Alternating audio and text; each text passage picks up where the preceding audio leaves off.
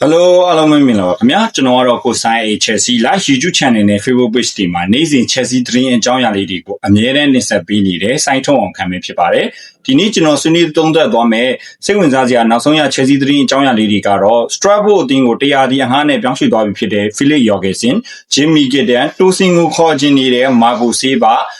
Thomas Araújo တို့နဲ့ပတ်သက်နေတဲ့နောက်ဆုံးရစိတ်ဝင်စားစရာ Chelsea ပြောင်းရွှေ့သတင်းတွေကိုတစုတစည်းတည်းဖော်ပြဆွေးနွေးသုံးသပ်ပေးရတော့မှာပဲဖြစ်ပါတယ်ကဲဒီတော့စလိုက်ကြရအောင်ဗျာပထမဆုံးသတင်းတစ်ပုဒ်အနေနဲ့ပြင်သစ်မိဖက်ကလပ်အသင်းဖြစ်တဲ့ Strasbourg အသင်းစီကိုတရားဒီအငှားအဖြစ်ပြောင်းရွှေ့သွားခဲ့ပြီဖြစ်တဲ့ဂိုးသမား Philip Jorgensen ဆိုတဲ့သတင်းအကြောင်းအရာလေးပဲဖြစ်ပါတယ်ဒီသတင်းကိုတော့နမဲကျော်အားကစားသတင်းနောက်တူဖြစ်တဲ့ Fabrizio Romano ရဲ့ဖော်ပြချက်အရ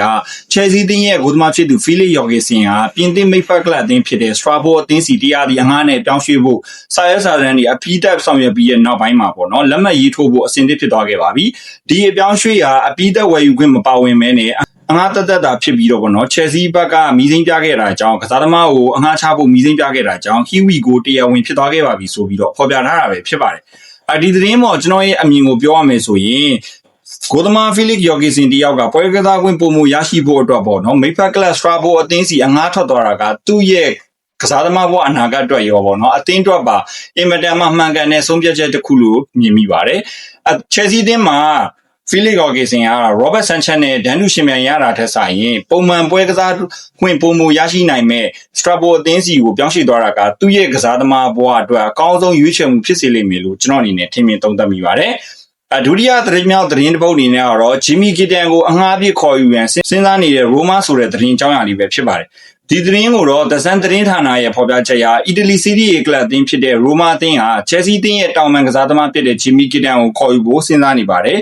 ်ရိုမာတင်ဘက်ကဘယ်တောင်မန်တိုက်စစ်နေရအတွက်ဂျီမီကီတန်ကိုသူတို့ရဲ့ပြစ်မှတ်စည်းရင်းထဲမှာထည့်သွင်းထားပြီးမြဲကစားသမားကိုအပြီးသက်ဝယ်ဖို့ကဘန်နာရီရခဲသွားနိုင်ခဲ့တာတွေကြောင့် Chelsea တင်ဘက်ကဒါကစားသမားကိုအငှားချဖို့သဘောတူမှသာစုံစမ်းသွားမှာဖြစ်တယ်ဆိုပြီးတော့ဖော်ပြထားတာပဲဖြစ်ပါတယ်ဒီသတင်းပေါ်ကျွန်တော်ရဲ့အမြင်ကိုပြောရမယ်ဆိုရင်ဂျီမီကီတန်ကိုရိုမာအသင်းကအငှားနဲ့ခေါ်ယူဖို့စိတ်ဝင်စားနေတာဟာကစားသမားအတွက်ဥရောပအတွေ့အကြုံတစ်တွေရရှိစေနိုင်ပါတယ်ဒါပေမဲ့ Chelsea အသင်းအနေနဲ့လူငယ်တောင်ပံကစားသမားကိုလက်လွတ်မလားဒါမှမဟုတ်အသင်းမှာပဲဆက်လက်ထိန်းထားပြီးတော့တဖြည်းဖြည်းနေရာပြီးမလားဆိုတာကတော့စောင့်ကြည့်ရအောင်မှာပဲဖြစ်ပါတယ်ကျွန်တော်အနေနဲ့ပြောရမယ်ဆိုရင်ဂျီမီကီတန်ကိုဒီယာဒီမှာအငှားမချဘဲနဲ့အသင်းမှာ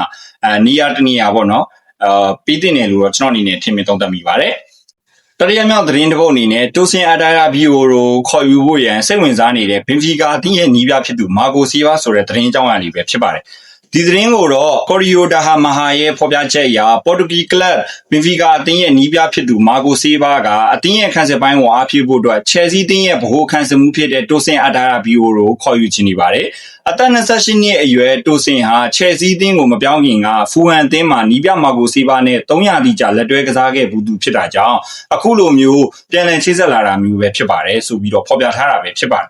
ဒီသတင်းပေါ်ကျွန်တော်ရဲ့အမြင်ကိုပြောရမယ်ဆိုရင်တိုဆင်အတွက်တော့အရင်ကပေါ့နော်ဒီဖူဟန်အသင်းမှာလက်တွဲခဲ့ဘူးတဲ့နီးပြဟောင်းဖြစ်တဲ့မာကိုစီဗာရဲ့ဘင်ဖီကာအသင်းစီကိုပြောင်းရွှေ့ခွင့်ရဖို့ရှိလာတာတွေကတော့ပေါ့နော်ဒီကစားသမားအတွက်အကောင်းဆုံးအခွင့်အလမ်းတစ်ရပ်လို့ပဲကျွန်တော်အနေနဲ့ထင်မြင်သုံးသပ်မိတယ်။ Chelsea အသင်းမှာပွဲထွက်ခွင့်အတွက်ရုန်းကန်နေရတယ်လို့ပေါ့နော်တိုဆင်ကအသင်းမှာခြေစွမ်းပြဖို့လည်းရုန်းကန်နေရပြီးတော့ဒီကစားခွင့်ရတဲ့ချိန်ထဲမှာအမှားမှားတွေလုပ်နေတဲ့အခါမှာဒီအသင်းရဲ့ပရိသတ်တွေကစယုံကြည်မှုတွေကင်းမဲ့နေတာပေါ့နော်ဒီလိုခံနေရတဲ့အချိန်မှာသူ့ကိုပေါ့နော်ယုံကြည်နဲ့ခေါ်ယူခြင်းနေတဲ့ဒီဆရာဟောင်းဖြစ်တဲ့ဒီမာကိုစီဗာစီရောက်သွားခဲ့မယ်ဆိုရင်ကစားသမားအတွက်ရောအသင်းအတွက်ပါနှစ်ဦးနှစ်ဖက်အဆင်ပြေမဲ့အပြောင်းအရွှေ့တစ်ခုလို့ကျွန်တော်အနေနဲ့ထင်မြင်သုံးသပ်မိပါတယ်နောက်ဆုံးသတင်းတစ်ပုဒ်အနေနဲ့ဖင်လီကာအသင်းရဲ့ခန်းစစ်မှုဖြစ်တဲ့ Thomas Araújo ကိုပြန်လည်စိတ်ဝင်စားလာတဲ့ Chelsea ဆိုတဲ့သတင်းကြောင်းအရာလေးပဲဖြစ်ပါတယ်ဒီသတင်းကိုတော့အားကစားသတင်းတောက်ဖြစ်တဲ့ Simon Phillips ရဲ့ဖော်ပြချက်အရ Chelsea အသင်းကဘိုးခန်းစစ်မှုအသစ်တူကိုခေါ်ယူဖို့အခွင့်အရေးတွေကိုရှာဖွေနေပြီးတော့သူတို့ရဲ့ပြစ်မှတ်စည်းရင်းတွေကို Benfica အသင်းရဲ့ဘိုးခန်းစစ်မှုဖြစ်တဲ့ Thomas Araújo ကိုပြန်ထည့်သွင်းထားတော့ခဲ့ပါတယ်။ Chelsea အသင်းကအဆိုပါပေါ်တူဂီခန်းစစ်ကစားသမားကိုအတော်လေးအချိန်ကျော်ကြာအောင်စောင့်ကြည့်လေ့လာခဲ့တာဖြစ်ပါတယ်ဆိုပြီးတော့ဖော်ပြထားတာပဲဖြစ်ပါတယ်ဒီသတင်းပေါ်ကျွန်တော်ရဲ့အမြင်ကိုပြောရမယ်ဆိုရင်ထိုမတ်အာရူဂျိုကို Chelsea တင်းဘက်ကပြန်လည်ပြစ်မှတ်ထားလာတာကအသင်းရဲ့ခန်းစစ်ပိုင်းအင်အားကိုရေရှည်အတွက်ပုံမခိုင်ခန့်လာစေမယ်လို့အစီအစဉ်တစ်ခုပဲဖြစ်ပါတယ်အာရူဂျိုဟာဥရောပမှာနာမည်ထွက်နေတယ်ပေါ့နော်ဒီလူငယ်ဗဟိုခန်းစစ်မှုတွေကတအူးဖြစ်ပြီးတော့အသင်းစီရောက်လာခဲ့မယ်ဆိုရင်ခန်းစစ်ပိုင်းအတွက်အကောင်းဆုံးဖြည့်တင်းမှုတစ်ခုဖြစ်လာမယ်လို့ထင်မိပါတယ်ဒါပြင်ဒီကစားသမားကိုခေါ်ယူဖို့ဆိုရင် Chelsea တင်းကအသင်းမှာရှိနေတဲ့ဒီ ချာလပါဒီဘာရီယာရှိအေဇယ်ဒီဇာစီတိုစင်တို့ကိုရောင်းချသွားဖို့ဟိုကလည်းလိုအပ်ပါတယ်ဒါကြောင့်မို့ဒီဟာကကတော့ဒီပြောင်းရွှေ့ရတော့ကျွန်တော်အနေနဲ့တော့ဆက်လက်ဆောင်ကြည့်ရမယ်သတင်းအနေတစ်ခုနဲ့ပဲကျွန်တော်အနေနဲ့ထင်မြင်သုံးသပ်မိပါတယ်ဟုတ်ကဲ့ပါဗျာဒီနေ့တော့ Chelsea တင်းရဲ့စိတ်လှုပ်ရှားစရာနောက်ဆုံးရအပြောင်းရွှေ့သတင်းအနေနဲ့